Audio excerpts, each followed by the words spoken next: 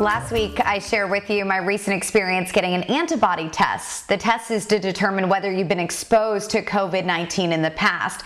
In January, I really wasn't feeling well, and all my blood work came back negative. So I said, you know what? I'm going to reach out to my doctor, find out if I should take this test. And then I asked him some common questions that you too may have.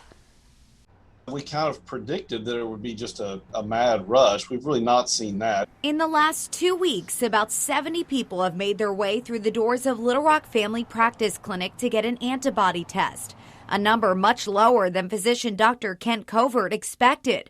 And he's been just as surprised with the results so far. We have not had a positive antibody test yet at our clinic. The difference between the antibody test and the COVID-19 test is that the antibody test will tell you if you've been exposed to the virus in the past, not if you currently have it. The antibody test, if there is a silver lining, it is way more patient friendly.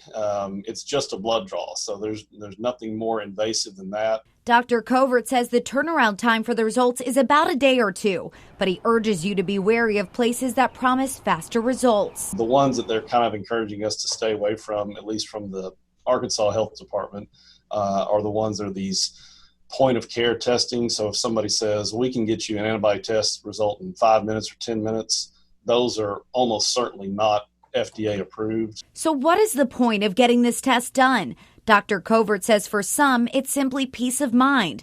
But there is research being done to see if patients with antibodies can donate their plasma to help critically ill patients. Some patients have kind of mounted an early antibody response. Some people, their response is delayed, and some people may not have an antibody response. And so that's why the value of this test is dubious, and that's why it's kind of up in the air, is because we really are flying blind right now until we know more with research. A popular question is, if you had COVID-19, can you get it again?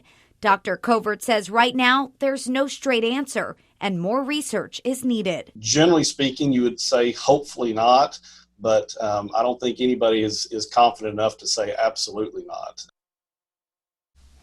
And Dr. Covert says to keep in mind, just as with any test, there is a chance of false negatives and false positives. I myself ended up testing negative. And as far as pricing, typically it's around $50, but make sure you check with your doctor and your insurance company first. We've actually got the full interview, Amanda, on thb11.com. A lot of interesting stuff that I learned before I took this test.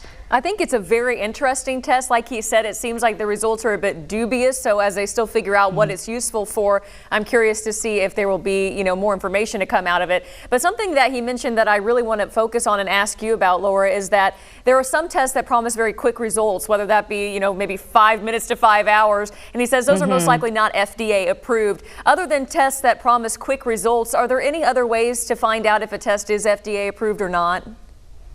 Only about a dozen of these tests are actually fully approved by the FDA, and a lot of them, Dr. Covert mentioned, have gotten EUA, which is an emergency use authorization. So they're basically on the pending list right now, but temporarily authorized. So the best thing you can do, Amanda, is ask your doctor, and they should be able to check on that for you. But it's always good to ask questions before you take any kind of test.